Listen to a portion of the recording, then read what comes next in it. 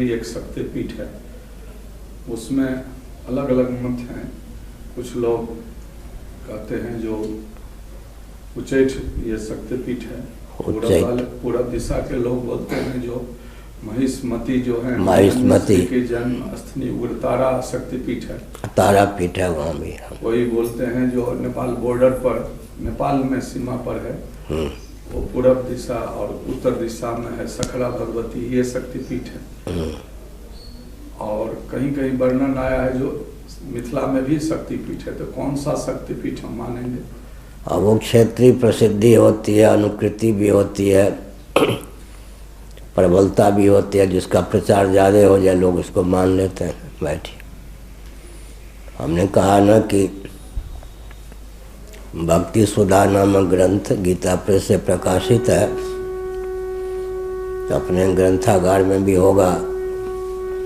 उसमें पीठ रहस्य पूज्य गुरुदेव ने एक लेख लिखा है, बहुत महत्वपूर्ण है। स्वामी अखंडानंद महाराज भी बहुत प्रशंसा करते थे। तो देवी भागवत आदि का अध्ययन करके महाराज ने लिखा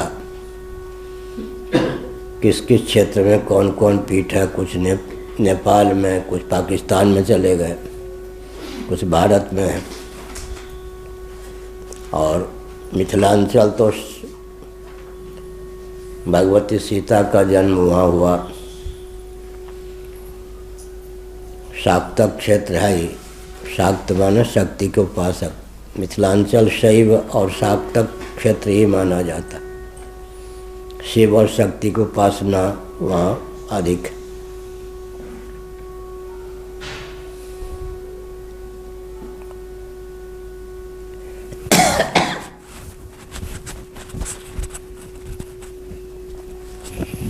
उच्चैठ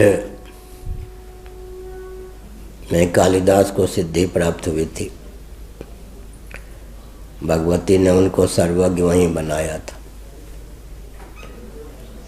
अब वो कालिदास को मध्य प्रदेश वाले ले गए मिथिलांचल वाले इतिहास की रक्षा नहीं कर पाए।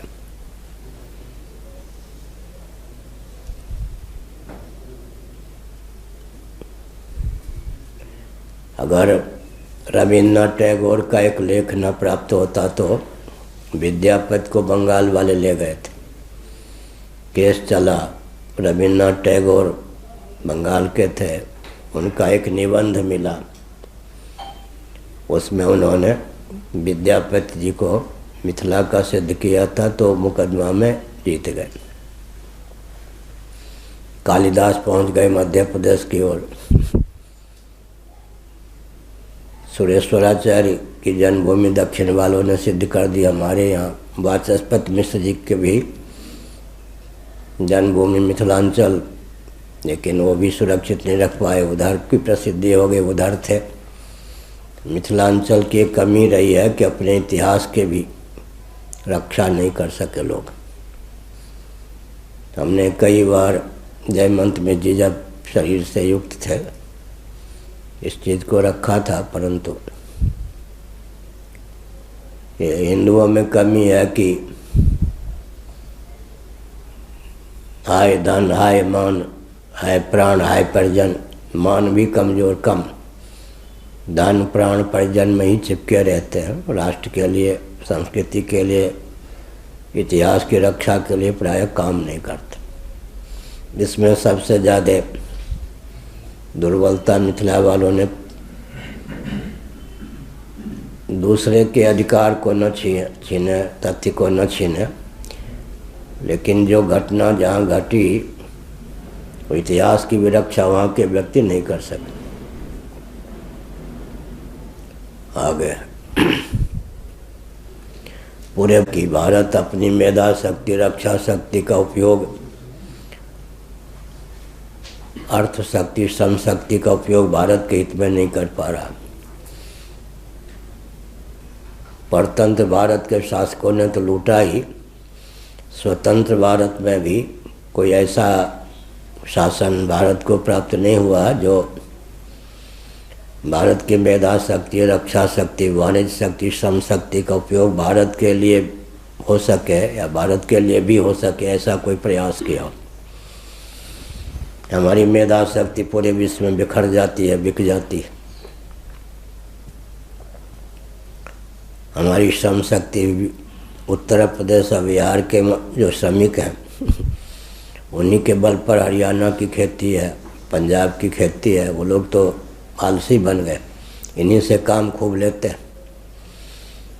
तो दूसरों के लिए वरदान सिद्ध हो गए, अच्छी बात है, अपने लिए अभिशाप सिद्ध हो गए। हमारे हृदय में स्वप्न में भी कोई प्रांतीयता आदि का पक्ष नहीं है। व्यवहार में आप लोग जानते हैं, पास में रहते हैं। लेकिन ये तो कष्ट की बात है कि अपनी मेधा शक्ति, श्रम शक्ति, रक्षा शक्ति, अर्थ शक्ति की विशेषता को समझकर उसकी रक्षा, उसका उपयोग अपने क्षेत्र के लिए नहीं कर पा रहा भारत। मोदी जी ने जो गुप्त रीत से सैनिकों को भेजा था उसमें बिहार के भी सैनिक थे। पाकिस्तान में काम करके चुपके से जीवित चले आए, लौट आए। तो भारत में अपनी मेधा शक्ति, रक्षा शक्ति, वाणिज्य शक्ति, श्रम शक्ति के उपयोग की क्षमता नहीं। कच्चा माल हमारा, जबकि क्षमता है भारत में कि उसको पक्का माल बनावें, लेकिन बाहर जाता है 100 रुपये केजी की सामग्री 10,000 रुपये केजी में हम लोग खरीदते हैं। भारत का धन तो वहाँ चला जाता। यहाँ विश्वविद्यालय ढंग से नहीं बने कि हमारे व्यक्ति बाहर जाकर जो विद्या अध्ययन कर में भारत का धन वहाँ जाता है या नहीं, ऑक्सफोर्ड यूनिवर्सिटी आदि में। तो क्या भारत विद्या का केंद्र रहा है? नालंदा ये सब का इतिहास है। तो भारत में ऐसे शिक्षण संस्थान नहीं बन सकते कि भारत शिक्षा की दृष्टि से जो शोषण का केंद्र बन गया है। बाहर जाके अरबों रुपए भारत के प्रतिवर्ष खर्च होते हैं बाहर से प्रशिक्षण लेने में। तो कोई ऐसे प्रधानमंत्री भारत को नहीं मिले जो भारत को प्रबल बनाने के लिए व्यूह रचना कर चुके हो।